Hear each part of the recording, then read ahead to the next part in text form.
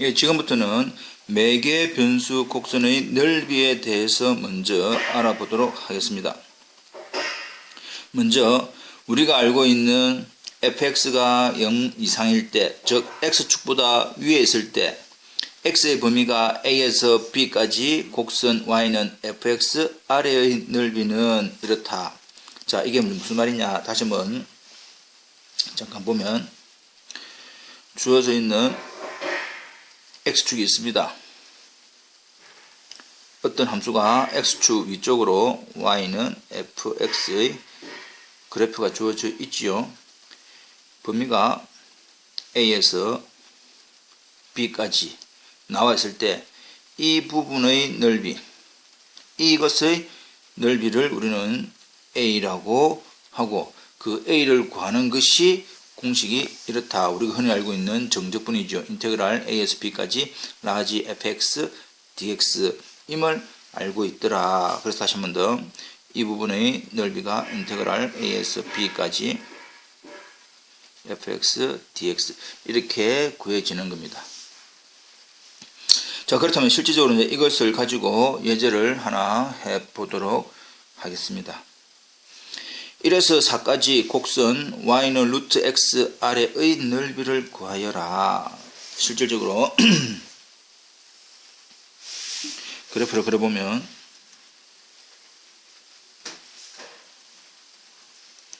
y는 루트 x의 그래프는 이렇게 되지요.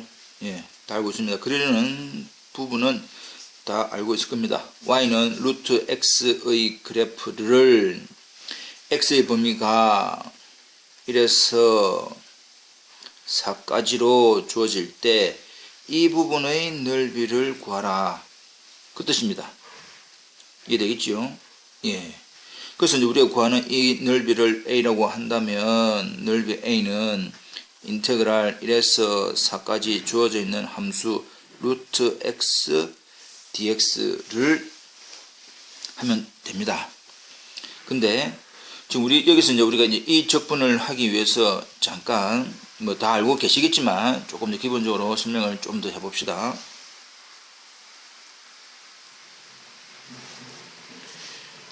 루트 제곱근 m 제곱근 x의 n승은 x의 n분의 n으로 계산되어집니다. 그러니까 거듭제곱 이 m 제곱근 x의 n을 x의 지수로는 n분의 n 분모 분자가 되는 겁니다. 항상 분모 분자, 그래서 x의 n분의 n으로 바꾸고, 이렇게 바꾸고 난 다음에는 또 우리가 필요한 부분이 인테그랄 x의 n의 dx 거듭제곱에 대한 적분 다 알고 있지만 우리끼리 공식을 조금 새롭게 이름을 붙입시다. 올리고 역수 그게 무슨 말이냐? 지수에다가 플러스 1을 합니다. 1 올리고 이 수에 대한 역수를 하면 이렇게 구해지는 겁니다. 자, 공식을 x의 n에 대한 적분은 올리고 역수, 1 올리고 역수, 여기서 단 n은 마이너스 1이 아닌 모든 실수는 다 된다 이 말이죠.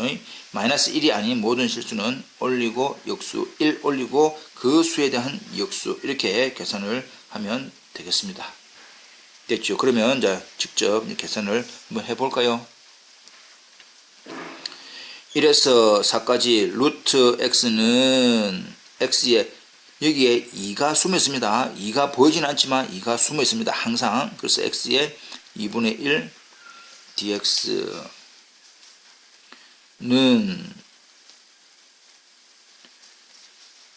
나와 있는 것처럼 올리고 역수, 1 올리고 이 수에 대한 역수를 1에서 4까지 라고 한다면 미적분학의 기본 정리에 의해서 상수 부분은 앞으로 빠져나가도 되고, 그럼 남아있는 이 수에 위에 거 대입, 마이너스 밑에 거 대입해서 빼면 됩니다.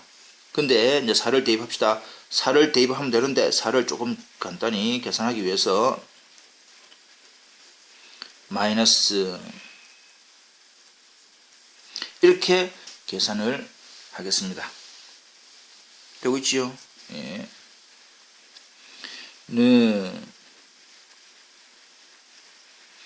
지수법칙에 의해서 제곱하고 2하고 소구가 됩니다. 그래서 2의 3승으로 됩니다. 2의 3승. 1의 2분의 3은 1입니다. 예, 계산하면 틀리면 안 되죠. 그래서 결과적으로는 3분의 14라고 하는 면적이 나올 것이다. 따라서 다시 한 번 더 주어져 있는 문제는 y는 fx로 정의되어 있을 때 x의 범위가 a에서 b까지 제한되면 그때의 곡선 아래의 넓이 a는 인테그랄 a에서 b까지 주어져 있는 함수 라지 fx dx이다 라는 사실을 기억을 하시고,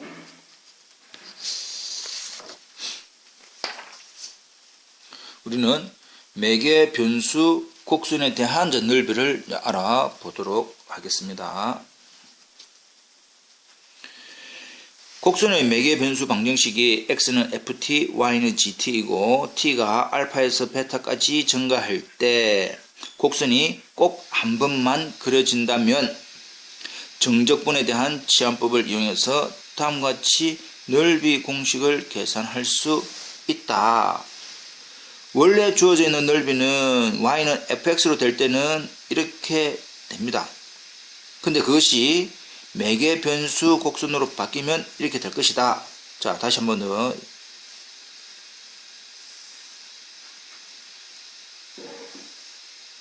주어져 있는 우리가 앞부분은 y는 fx라고 했는데, 이제 이걸 좀 더 다르게 주어져 있는 이 곡선이랍시다. 이 곡선 커브가 앞부분 내에서는 y는 라지 fx 인테그랄 x의 범위로는 a에서 b까지 해서 이거에 대한 면적을 한 거지요.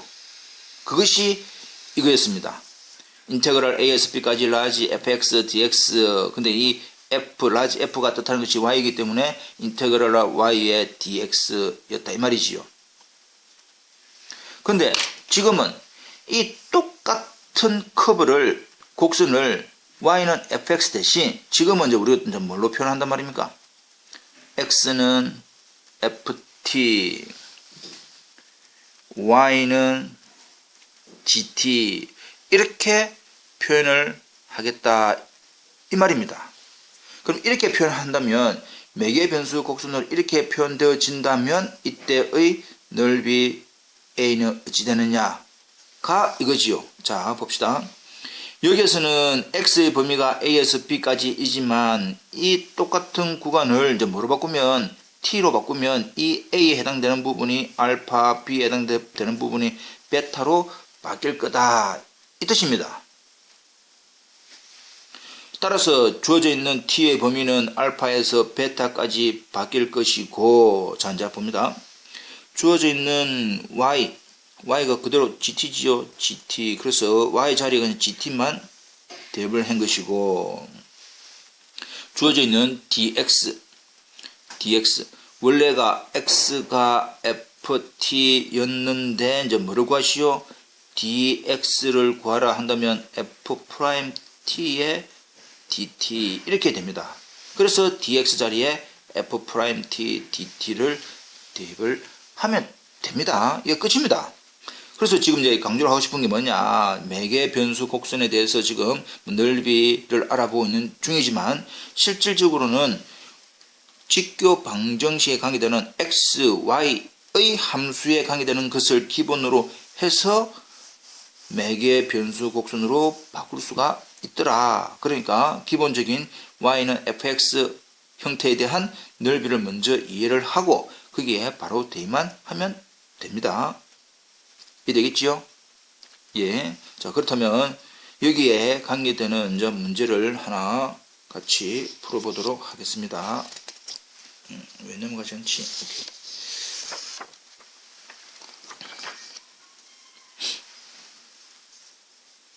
다시 한 번 더 문제를 풀기 전에 다시 한 번 더 잠깐만 복습을 여기 해봅시다.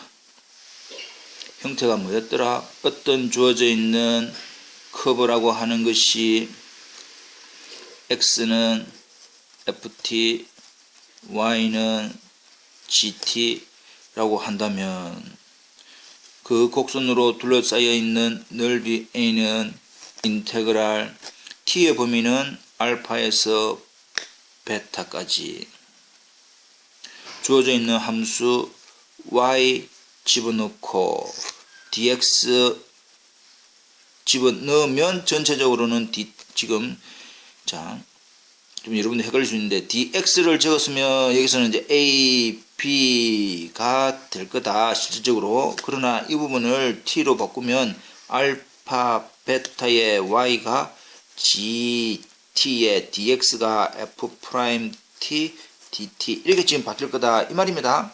지금 표현을 하기 위해서는 y의 dx라고 적었는데 그러면 그 dx가 표현되어 있기 때문에 여기서는 범위가 ab로 주어질 것이고 t로 바뀜으로써 구간이 알파에서 베타 그 다음에 주어져 있는 함수 전체가 다 t에 대한 함수식으로 바뀐다 이 말이죠. 됐습니다.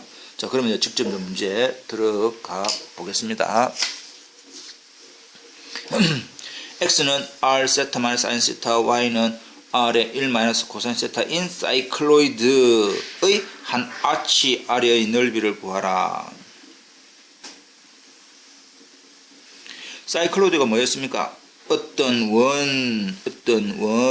원에서 그 밑에 있는 점을 찍어서 원을 지면 위에 굴렸을 때 그 점이 움직이는 점의 자치, 이것이 사이클로이드였습니다. 여기서 이렇게 돌았다는 것은 세타가 0이고 한 바퀴 돌면 여기 오는 것이죠. 한 바퀴 돌면. 따라서 이 한 바퀴, 원을 한 바퀴 돌렸다라고 하는 것은 각에 대해서는 세타가 0에서 어디까지? 세타가 2파이까지 360도 돌았다 이 뜻입니다. 그랬을 때 주어져 있는 이 한 아치 사이클로이드에서 이 한 아치 한 호에 대한 이거의 넓이를 구하라 그 뜻입니다. 이해되겠지요?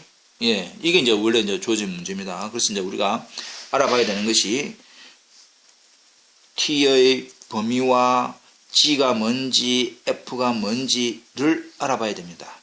자, 그렇다면 중요한 거 지금 우리가 이제 알아봐야 할 것이 since 뭐뭐이기 때문에 일단은 매개 변수 세타에 대한 범위는 0에서 2파이까지 움직일 것이다. 한 아치 한 번 돌았을 때니까 0에서부터 한 바퀴 2파이까지 돌았을 때이고 x가 이거고 y가 이거이기 때문에 우리가 구하는 gt라고 하는 y는 그대로 적으면 될 것이고 필요한 f't는 주어져 있는 x를 미분하면 되지요. 예, x를 미분. 그럼 dx는 r의 1 마이너스 코사인 세타의 d 세타 이렇게 바뀔 거다 이 말이지. 이걸 가지고 이제 우리가 구하는 a를 정리를 한번 해 보겠습니다. 세타의 범위는 0에서 2파이까지 gt라고 하는 r의 1 마이너스 코사인 세타 dx라고 하는 r의 1 마이너스 코사인 세타의 d 세타 이렇게 되고 있죠? 예. 0에서 2파이까지 r 제곱의 1 마이너스 코사인 세타 전체 제곱의 d 세타 이렇게 이제 정리가 될 것이고 조금 올려봅시다. 예. 주어져 있는 적분 변수는 세타니까 r 제곱은 상수입니다. 상수 빠져나가고 주어져 있는 전체를 전개하니까 1-2 코사인 세타 플러스 코사인 제곱 세타의 d 세타 이렇게 모양이 되지요. 근데 이제 적분을 각각으로 다 적분을 할 겁니다. 근데 적분 쉽지요? 적분 쉽지요? 적분 쉽지 않다 이 말이야. 그래서 이제 이 부분이 바뀝니다.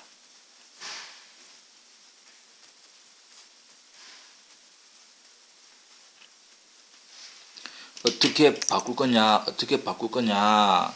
코사인 제곱 시타는 반각공식에 의해서 2분의 1 플러스 코사인 2세타 이렇게 모양이 바뀝니다.